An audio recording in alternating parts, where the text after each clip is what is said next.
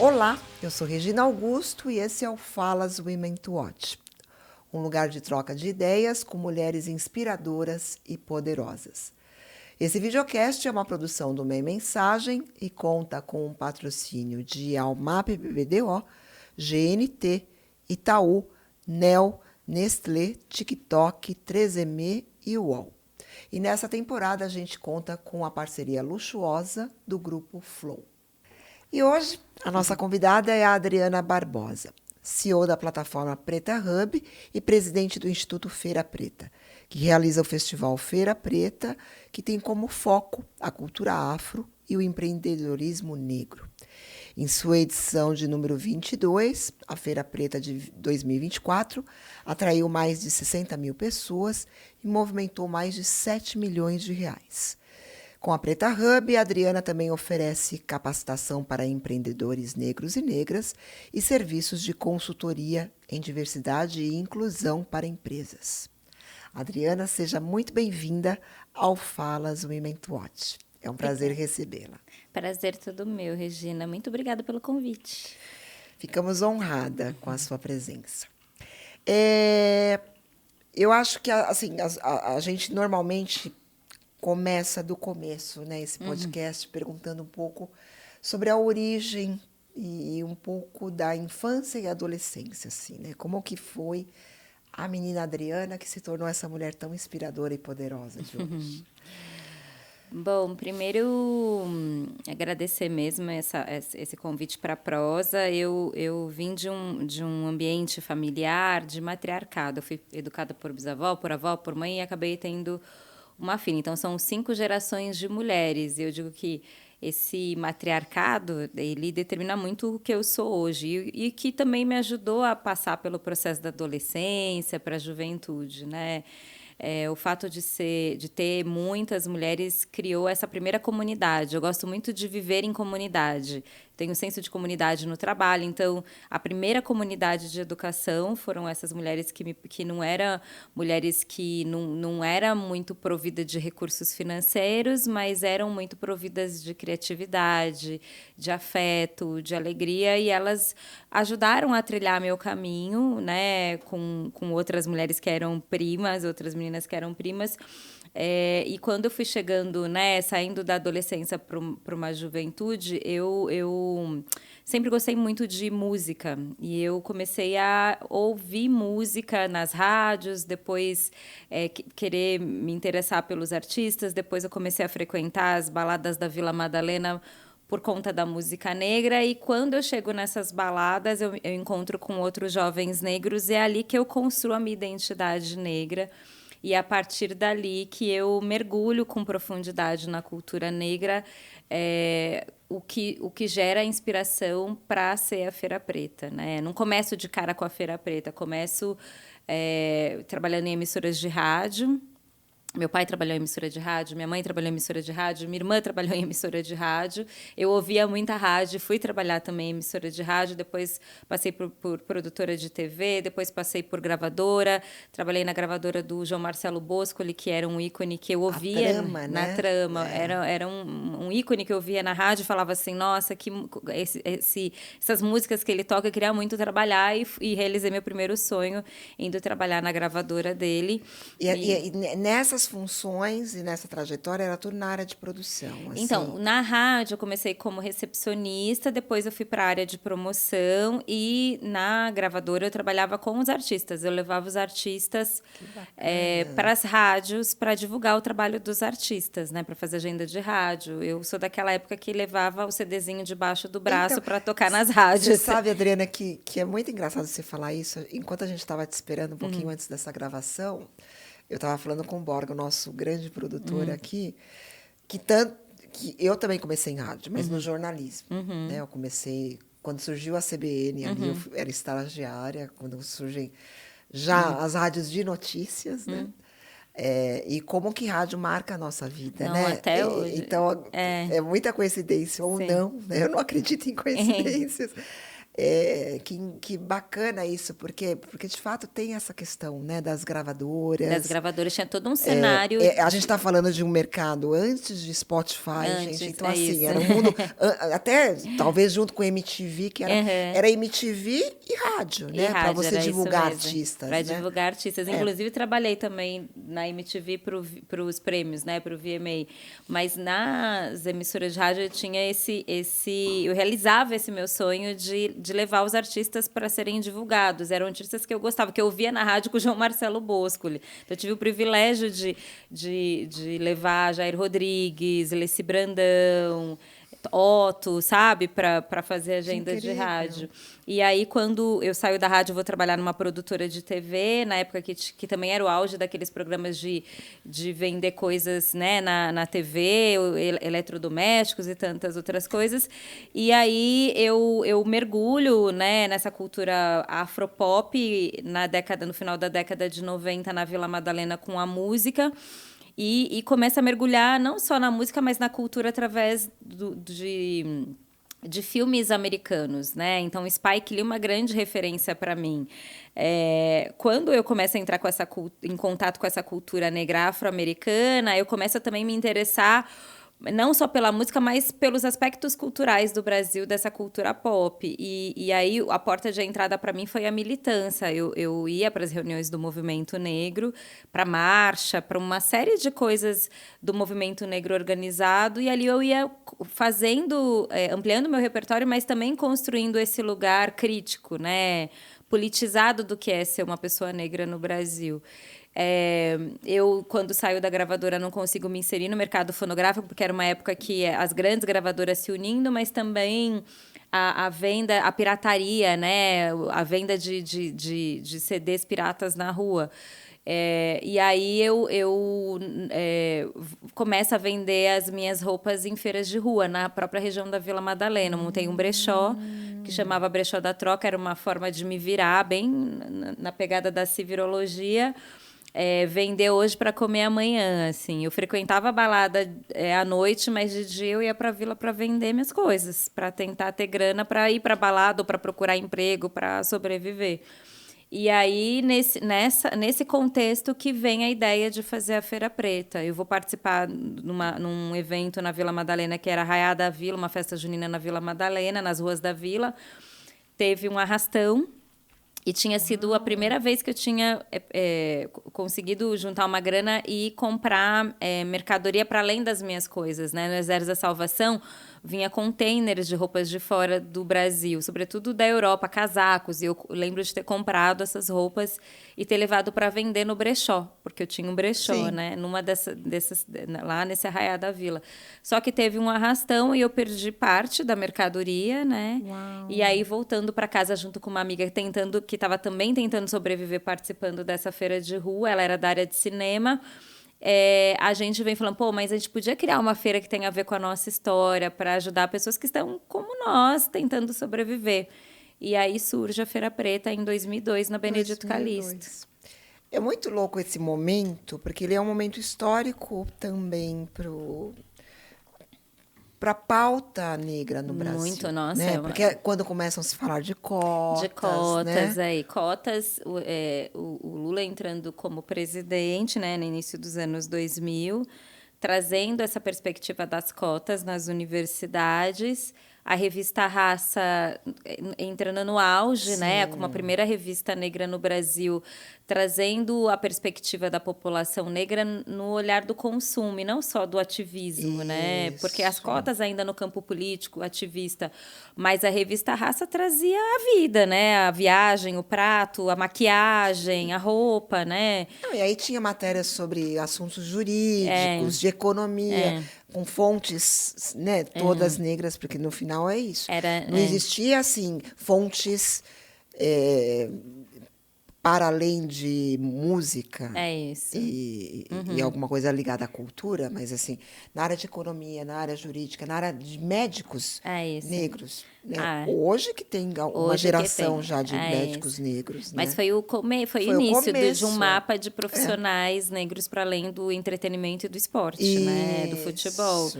E foi uma época muito importante também, do ponto de vista da cultura, que era o auge dos Racionais MCs, né? Sim, Nas periferias e ganhando os VMAs, né? Os prêmios da MTV, o hip sim. hop, o Yo MTV Rap, que era um grupo de hip hop do Primo Preto, depois Taíde.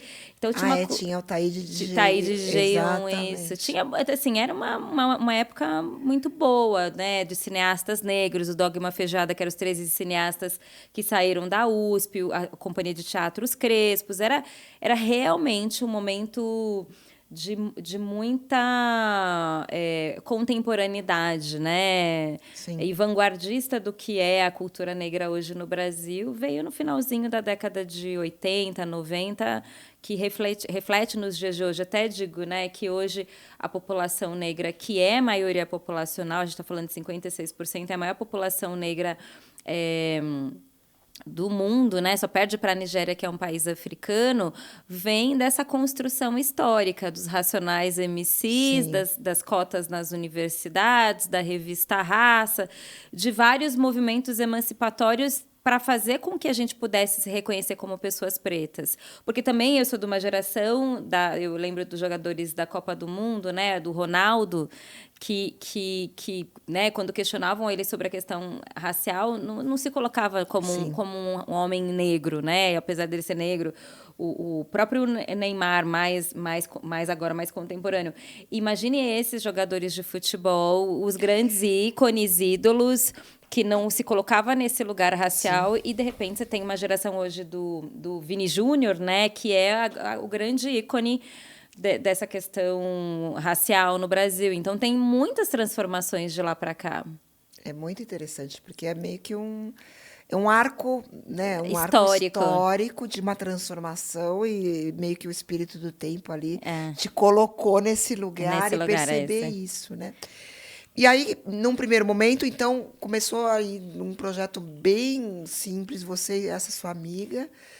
Fala um pouquinho como que foi ganhando corpo a Feira Preta. Então, a gente começou pequenininha na Benedito Calixto. A gente mapeou empreendedores negros que tinham produtos e serviços já com uma pegada de identidade negra, né? Todas as feiras que tinha em São Paulo, a gente ia e falava: e se você, né, viesse para uma feira? Esse e se, né, desse sonho Sim. se transformou em realidade, e logo no primeiro ano, mais de 7.000 pessoas, né? De público. E aí a gente, na época também, a Unilever, né, como uma primeira multinacional, lançando um produto segmentado no Brasil, que foi o Lux Pérola Negra, o primeiro sabonete, né, vocacionado para pele negra, depois lançando Vazenol, lançando Seda Queraforce, uma série de produtos vocacionados para a população negra, que era uma coisa muito nova para o mercado, ter produtos nas gôndolas que trouxesse essa questão racial como um lugar de consumo, né? E aí foram os nossos primeiros patrocinadores, a Unilever. E a partir da Unilever, eu ia nas empresas e falava: olha, a Unilever já fechou, você não vai Olha que fechar? legal isso, Mesmo com né? um pouco investimento, mas as outras empresas não sabiam, de fato, quanto a Unilever tinha investido, mas que ajudou muito a gente a materializar a feira. E aí a feira foi ganhando corpo. No segundo ano, a gente foi realizar O patrocínio da Unilever veio em que momento? Vocês tinham quanto tempo, mais ou tinha menos? Foi logo no começo? primeiro, segundo ano já tinha o patrocínio Olha. porque era isso, era a empresa que estava lançando um produto, né? E eu lembro de ter conversado com a gestora de marketing, ela falando assim: mas vocês já fizeram isso antes, né? Porque, tipo assim, tinha 20 anos, a única coisa que eu tinha era um brilho nos olhos, Sim, R$ 0, zero sim, experiência. sim. Mas, né, tinha esse desejo de fazer. E eu falei: não, a gente nunca fez. E eu indaguei ela: mas vocês já venderam para a população negra antes? Também não. Então, a gente vai aprender, eu vou aprender a fazer e você vai aprender isso. a entender quem é esse público, né?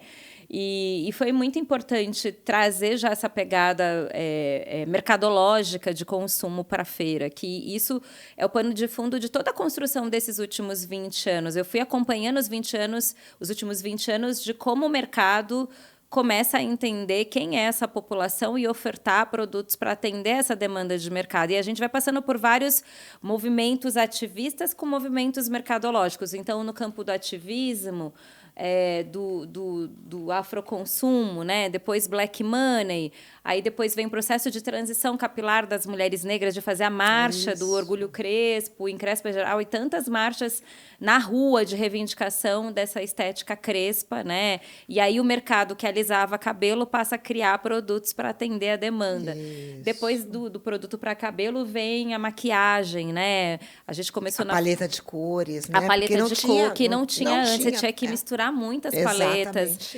Deixava, a gente falava que era pó de arroz, assim, que deixava a pele esbranquiçada. Exatamente. Então teve um caminho mercadológico muito importante de transformação e que a feira, de alguma forma, foi pautando esse lugar. Porque quando a feira foi crescendo, e aí a gente, né, nos anos seguintes, a gente vai trazendo 10, 15, 20, 30 mil pessoas, isso vai ganhando relevância no mercado, sobretudo porque essas pessoas vêm do Brasil todo de caravanas e voltam para suas cidades e reivindicar localmente esse lugar de consumo e de empreendedorismo. E os primeiros empreendedores, né, quer dizer, os primeiros produtos no Brasil pensado para atender a demanda de consumo da população negra não foi das grandes empresas, foi dos empreendedores negros. Sim. Então, a primeira linha de maquiagem não foi da Avon nem da Natura, foi da Moene Cosméticos, que vendia na Galeria do Rock, entendeu? Ela faleceu recentemente, vai fazer uns 2 anos, mas ela foi a pioneira que criou linhas de maquiagem para pele negra. Eu lembro, nos primeiros anos da Feira Preta, a galera, as mulheres vinham e falavam, eu só vou na Feira Preta para comprar maquiagem, que eu não encontro em nenhum lugar. Olha, vinha de outras cidades para comprar essa maquiagem que cobria a tonalidade da pele negra, entendeu? Então, foi um processo de muita transformação no primeiro momento, de criar esse espaço de consumo, de criar esse espaço através do entretenimento, né, da música, da cultura, para a movimentação do público. E depois a gente foi entendendo que esse espaço era um lugar também de ocupação da população negra na cidade de São Paulo. A gente teve que ir todos os espaços que a gente foi. Porque você passou por vários, nesses 22 anos, são muitos os espaços. Muitos pavilhões, né? muitos. E de pautar essa questão racial nesses lugares comerciais foi um desafio. De abaixo-assinado na Benedito Calixto a negociações duríssimas com a AMB, de que a gente ia fazer lá no AMB. E não, mas você não quer achar um outro espaço? Não, eu quero fazer aqui, Lady Kate, estou pagando, entendeu? De pagar a locação. Você teve resistência dos lugares. Muitos lugares para a feira existir. Porque eram 15, 20 mil, imagina 15, 20 mil negros reunidos num lugar, entendeu? O histórico que a gente tinha era dos bailes blacks da Chic Show no Palmeiras, entendeu? Depois disso, era ou quando tinha os desfiles das escolas de samba ou na Feira Preta. Sim. Mas na Feira Preta, diferente da Chic Show, diferente do carnaval, trazia essa pegada mercadológica. Exatamente. De circulação monetária, né? De dinheiro, de empoderamento econômico. Então, e a partir daí, de toda essa trajetória, eu fui entendendo que para ela existir, eu precisava desenvolver o ecossistema. Isso. Então, as primeiras coisas, sai da rua, né? Que a feira começou na rua, para ir para um pavilhão. Quando chegou na AMB, ok, você vai fazer aqui, mas seus empreendedores precisam emitir nota fiscal. Boa parte era informal. Aí a gente se junta com o Sebrae, na época que se cria o MEI no Brasil, e começa a fazer o processo de formalização dos empreendedores. Depois eu ia para as empresas para captar recurso e as empresas falavam, mas Feira Preta, não quero associar o nome da minha marca a um evento que se chama Feira Preta. E aí eu comecei a entender que tinha uma ausência de pessoas pretas dentro dos departamentos de marketing das empresas e dados também.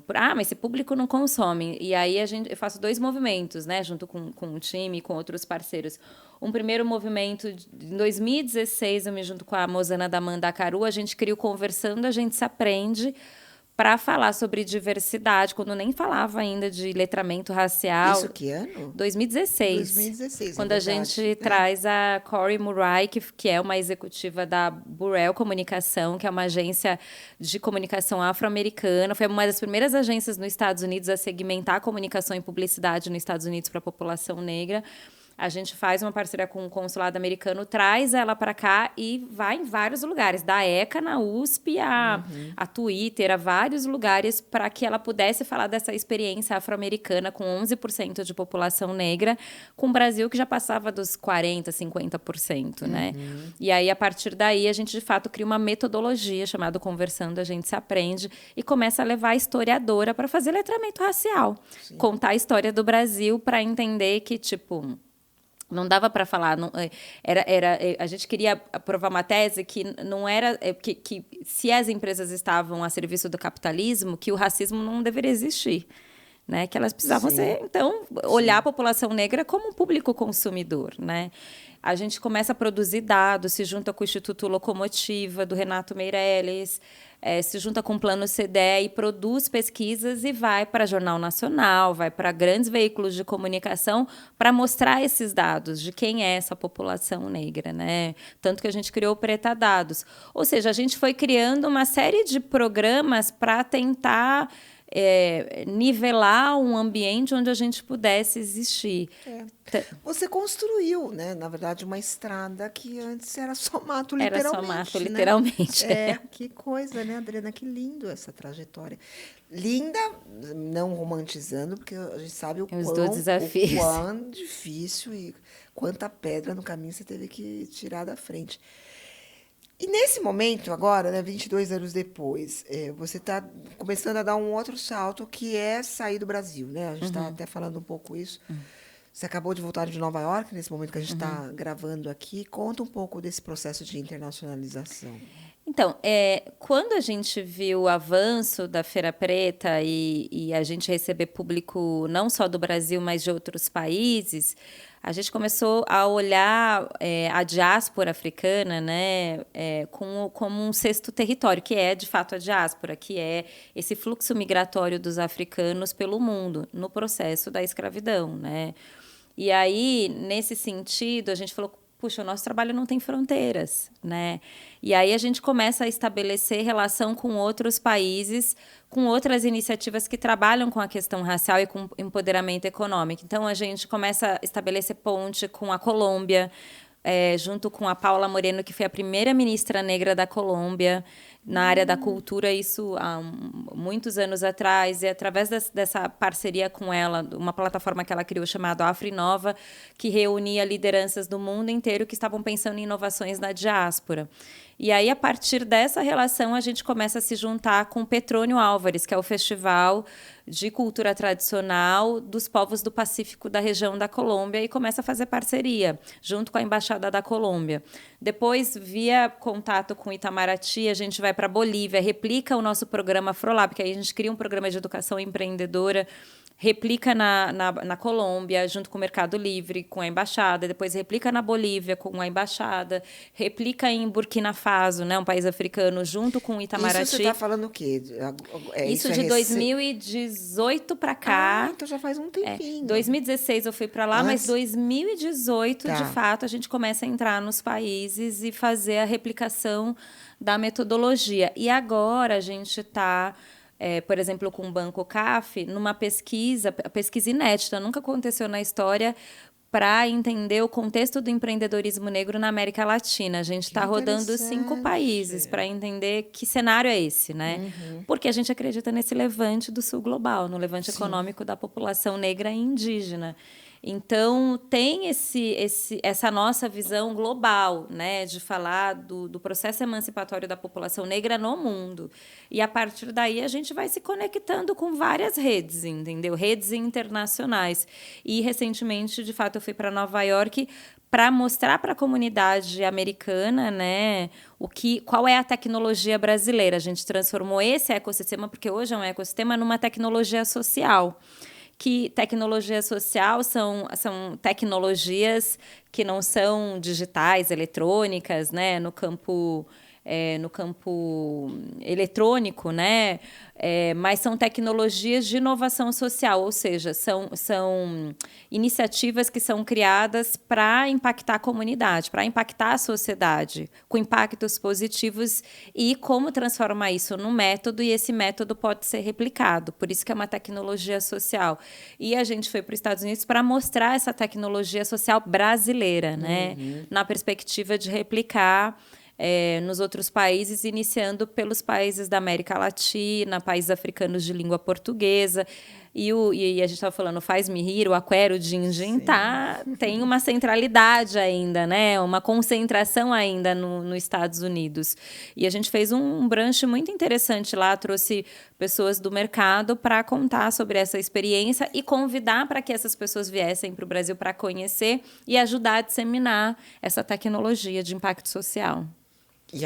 O balanço disso, qual que é? Vai rolar coisas boas, viu? Na próxima edição de maio. E você teve aí também uma reunião com a fundação da Melinda Gates, né? Sim, uma das pessoas representantes da Melinda Gates estava nesse brunch que a gente fez. Representante também do fundo do Pharrell Williams também estava junto. Eles também têm uma iniciativa no campo do empreendedorismo. Ele tem um fundo chamado Ambition, né? Que eles investem em empreendedores também, com foco na América Latina.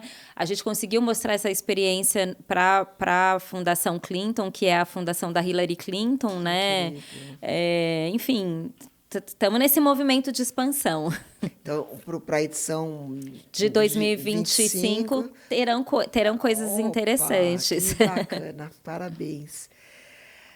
A gente está em 2024 ainda, embora esteja muito intenso esse ano, e a gente, né, tem percebido, e tem alguns dados que confirmam isso, que está havendo uma desaceleração da pauta da diversidade. É real isso. Real, inclusive, né? A Hillary Clinton comandou um painel falando sobre isso agora recentemente. Pois é, eu queria um pouco da sua visão sobre esse momento. E por que você acha que isso está acontecendo?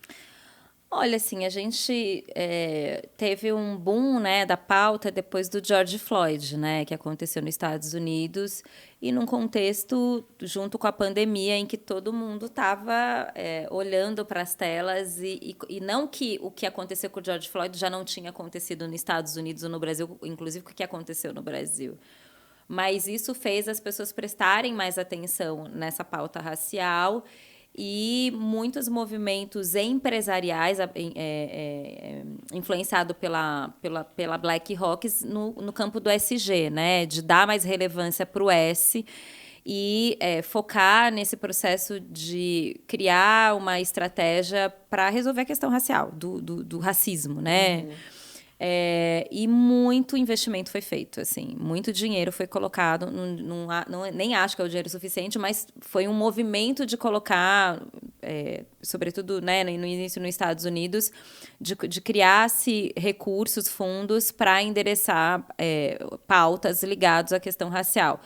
Começa pelo movimento das multinacionais, né, porque BlackRock SG performance como fundo de investimento nas bolsas, de que precisaria ter um esforço em criar estratégias vocacionadas para a população negra.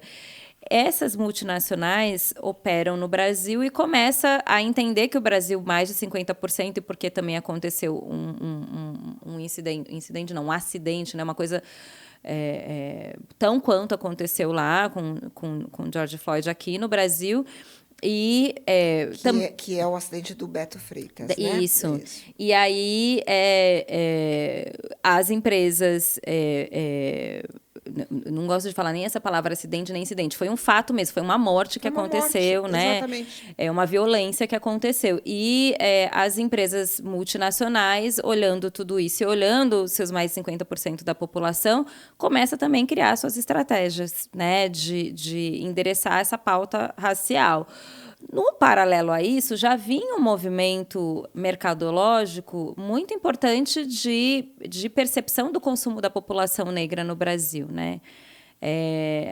A população negra começa a ir para a internet falar e reivindicar seus direitos do ponto de vista de consumo, sobretudo quando acontece as distorções de comunicação, né? Quando, por exemplo, eu lembro quando a Caixa Econômica colocou Machado de Assis, um homem negro, como homem branco numa campanha de comunicação. Sim. Ou a questão da Dove. Então, assim, a população negra começa a olhar os absurdos de comunicação, reivindicar essa representatividade na publicidade, mas reivindicar direito em relação ao consumo.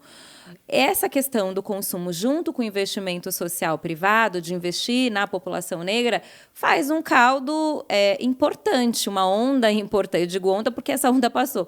Um momento importante da questão racial no Brasil e da diversidade se alastrar, porque se está gerando consumo... E esses presidentes dessas multinacionais vêm para o Brasil, faz o teste do pescoço e só vê pessoas brancas, fala como é que essas pessoas brancas vão criar produtos para atender a demanda de consumo da população negra, que a gente nem sabe quem é. Sim. E aí um processo também de gerar empregabilidade de pessoas negras no mercado de trabalho, né? Não só do ponto de vista quando começou estagiário e trainee, mas começar a ocupar cargos de tomada de decisão, áreas de diversidade, coordenações de diversidade, comitês de diversidade. Um processo sistêmico começa a acontecer, de fato, no Brasil nos últimos 3, 4 anos. Consultorias de diversidade, um ecossistema completo mesmo, né, para endereçar essa causa. E aí, um boom, só que quando chega num determinado momento, as empresas, ao meu ver, tá, uma percepção minha, elas começam a entender que a virada de chave não é, né, o resultado não é rápido. Né?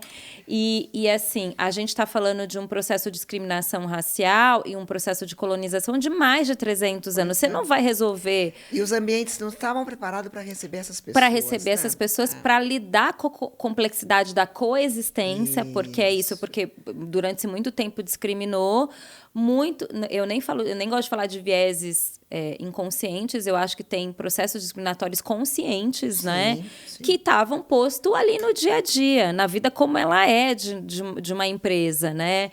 E tudo isso foi criando muita complexidade para as empresas em administrar.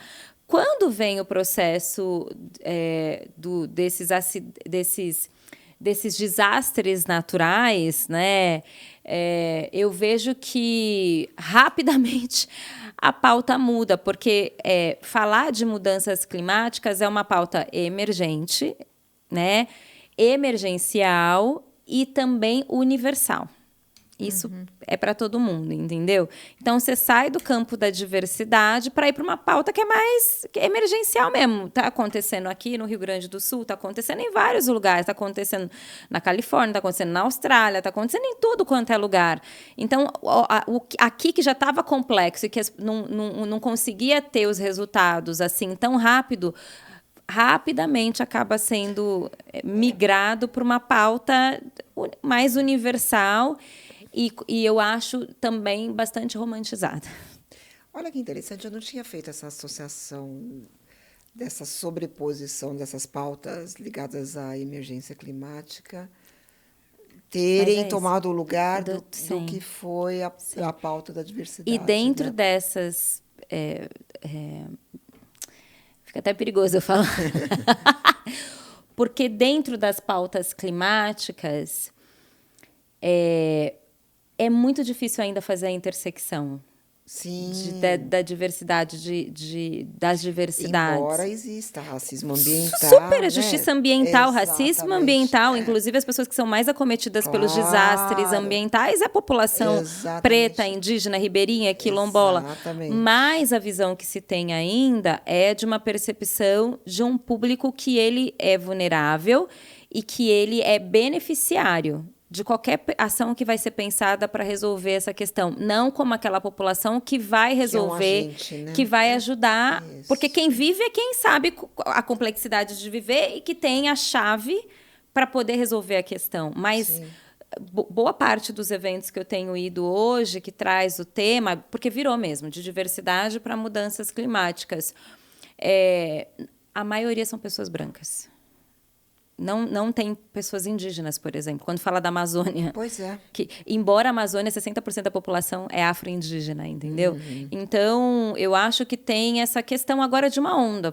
Passou a onda da diversidade, agora a gente vai falar da onda das mudanças climáticas, que é uma pauta muito emergencial e universalista. É mais fácil para as pessoas lidarem, né? É mais tangível de você conseguir medir os impactos, o resultado. Não que o resultado vai ser a curto prazo, mas ele é mais tangível. Um processo de diversidade, ele parte de uma premissa de mudança de cultura. E mudança de cultura você não muda de um dia para o outro.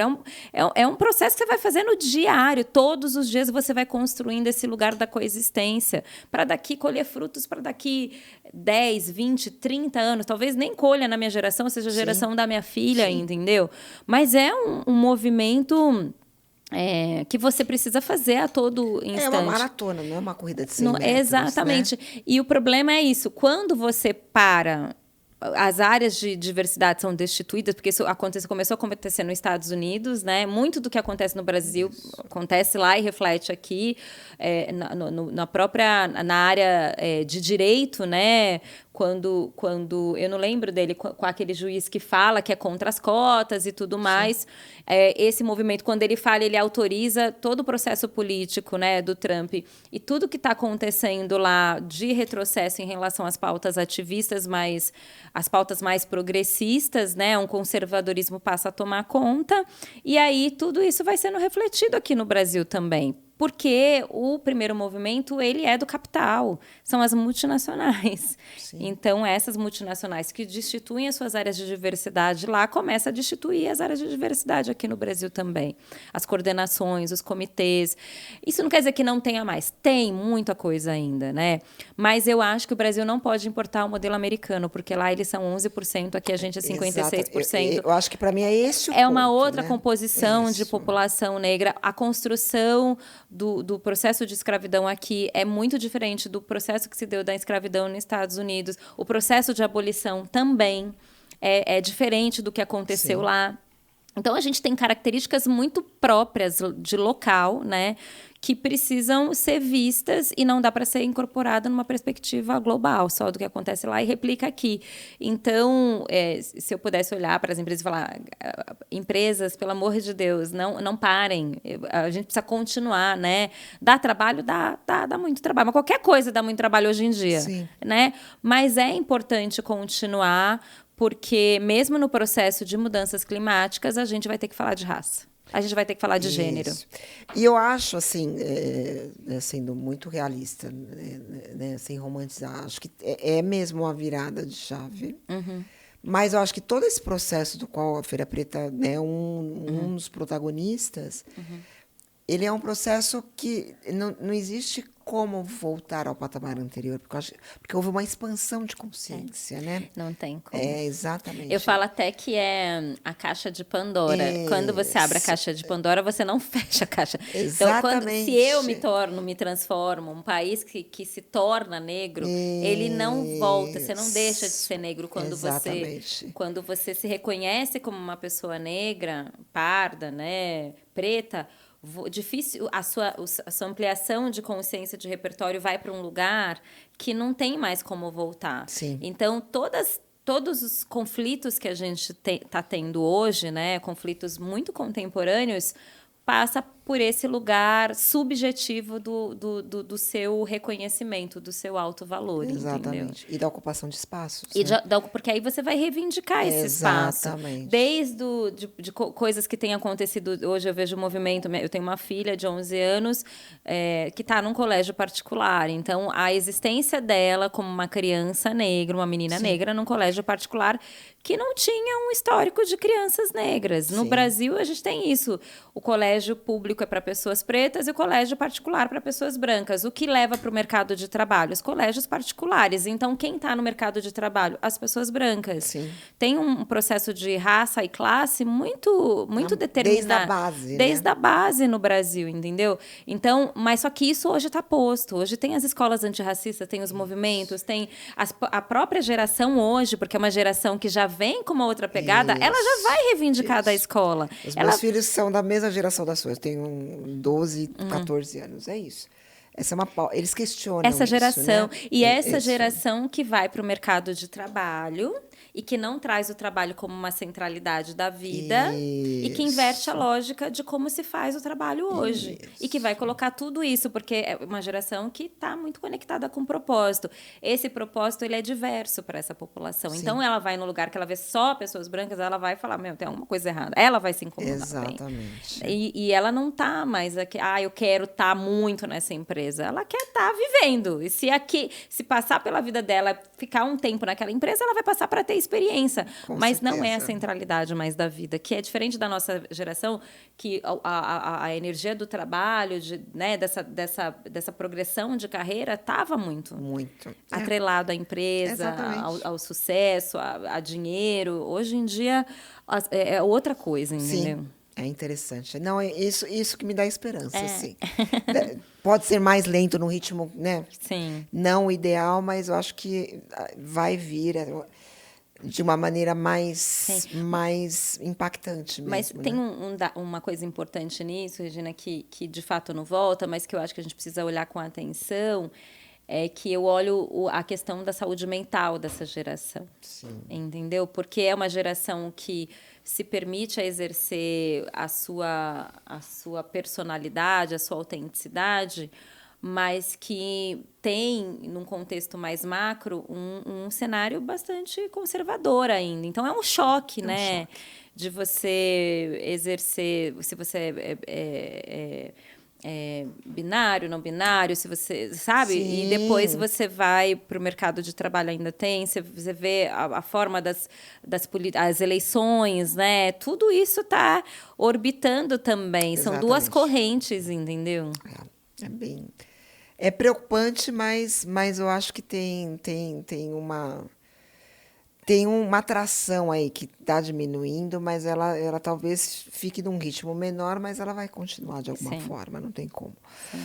Bom, querida, que papo delicioso, mas a gente tem que se encaminhar para o final. E antes de encerrar, eu queria fazer aqui uma brincadeira que a gente faz no final, que eu falo uma palavra e você me diz o que te vem à mente. Tá bom. Um propósito. Ver minha filha num ambiente mais equânime. Um acerto. Um acerto, ter me dedicado a viver de propósito. Um erro. Ai, tem tantos. Eu me acostumar um pouco com o erro. Ser menos perfeccionista. Ser menos perfeccionista, exatamente. Uma paixão. Uma paixão que eu faço. Eu sou apaixonada pelo que eu faço, pelo meu trabalho. Uma série. Gosto muito de Madame Walker. E gosto muito de uma outra que eu sou apaixonada também, que é uma viagem gastronômica da África aos Estados Unidos. É lindíssima essa série. Você sabe o nome? É uma viagem gastronômica. Chama exatamente uma isso? viagem gastronômica da incrível. África aos Estados Unidos, que conta, através da gastronomia, os processos, esse fluxo migratório dos africanos pelos Estados Unidos legal. E como isso foi se dando como pano de fundo a luta dos direitos civis, entendeu? Muito bacana, muito bacana. E para fechar, um conselho. Eu sempre falo, né? Tá com medo, vai com medo mesmo, porque a gente tem sentido muito medo, né? E o medo não pode nos paralisar. Então, tá com medo, vai com medo mesmo. Bom, querida, que prazer. Muito obrigada pela sua presença. Imagina. Então, para fechar, se você quiser dar um recado final, falar onde as pessoas podem te encontrar, ter acesso aos... Porque eu sei que você tem muito conteúdo. Fala onde a gente te acha e dá seu recado final. Primeiro, agradecer essa nossa prosa, adorei também. A gente falou bastante coisa em pouco tempo, né? Muito, foi incrível. Foi incrível. Eu tô assim, olhando ali o relógio. Acho que a gente cobriu todos os assuntos que eu queria cobrir. Tô muito feliz. Mas assim, as redes sociais é Adriana Preta no Instagram e também no LinkedIn. E Feira Preta Oficial também no Instagram. Lá a gente tem muitas coisas. Obrigada, querida. Imagina, eu que agradeço. E assim a gente fecha mais uma edição do Falas Women to Watch. Não deixa de seguir a gente nas nossas redes sociais e se inscreva lá no nosso canal no YouTube. Até a próxima.